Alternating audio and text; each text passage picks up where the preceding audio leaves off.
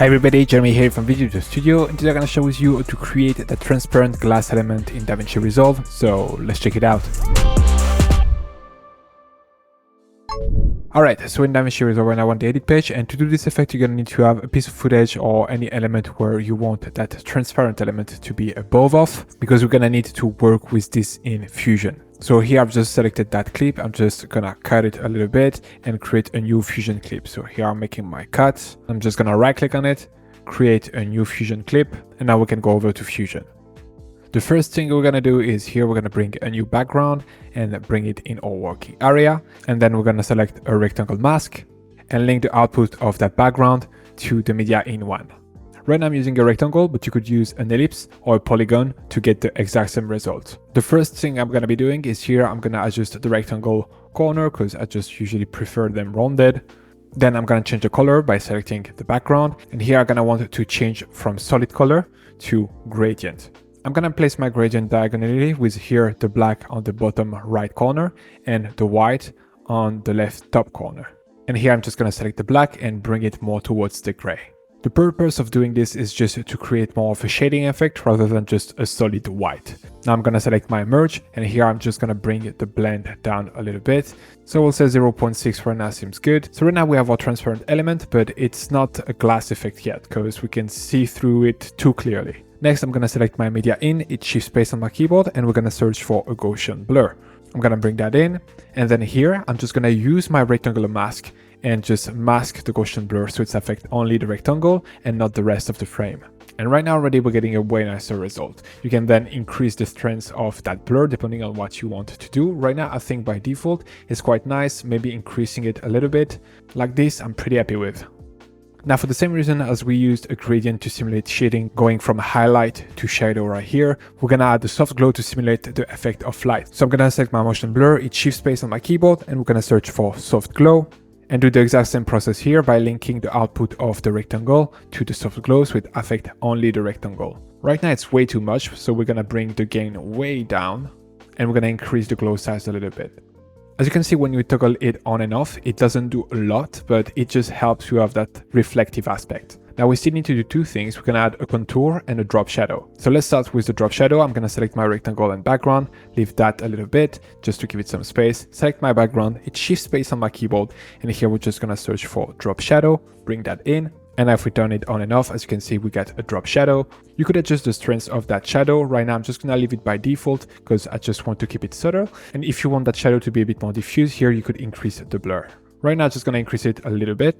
And again, it's very subtle, but just the accumulation of those subtle details, paying attention to light is really what helps to sell the effect. Again, try to think how this element will be reacting to light in a natural environment. It will really help you creating the right shading and make it feel believable.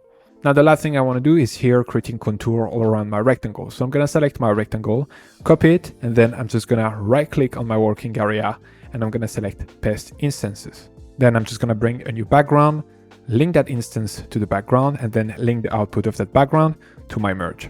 If you're not clear on how instances work, I will link to another video I've made in the description below. But basically these instances just share similar parameter to this rectangle unless I decide not to. So for example here, I'm just gonna unlink the solid and I'm gonna unlink the border width.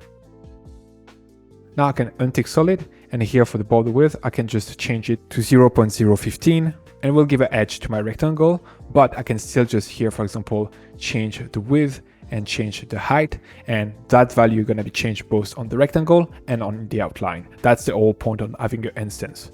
Now I'm going to change again that border for gradient, and actually since I want the same thing here, I'm just going to reuse this background. So I'm just going to copy it, delete this one, select my instance rectangle, paste my background again, and then just link those output once more. Now the edge is a bit too harsh, so what I could do is here coming back to my instance and either play with the soft edges or here bring down the level. Right now I'm just going to bring down the level, but again I need to de-instance that, otherwise it's just going to bring the level down for also the feel of the rectangle. So I don't want that. I'm just going to right click on the level, click the instance, and here now I'll be able to bring only the outline down. So I'm going to bring it at 0.35.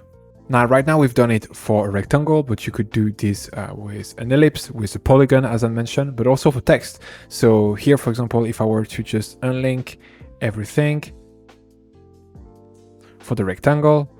And instead of using rectangle right now, we're just going to use text. So I'm going to bring a new text, and here I'm just going to replace it for read, change the font for Montserrat, black, and I'm going to link the output of my text to the Gaussian blur. I'm going to link it to the soft glow, and I'm going to link it here to my background. I can then adjust the size of that text. Right now the blur is very pronounced, so I'm actually going to bring the blending down here. Actually 0.15 is nice like that. And then actually for the shading, if you're doing text, you don't need here the background because we can change the color directly on the text. So I'm going to delete it here, relink it to the drop shadow.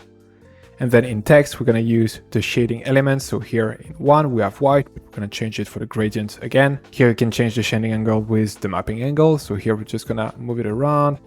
And here I think it's fine. We're getting the white here and the black here. And then we'll do the outline here on the 2. So I'm going to enable the outline. Right now it's red. We're going to change that for a gradient again. Bring the thickness down. We're going to do 0.01. And then here bring the opacity by half. So we're going to go with 0.5. And that's it. That's how you can create a transparent glass element in DaVinci Resolve. I hope this video was helpful. Please don't forget to like and subscribe. So let me know in the comment what kind of video you would like to see next. And see you in the next one. Bye. Speed up your workflow and create better videos using the pack available on our website, including titles, transition, and templates, but only for DaVinci Resolve. Get started today by downloading our free starter pack containing a compilation of 20 titles curated from our library. Link in the description below or at videodjastudio.com.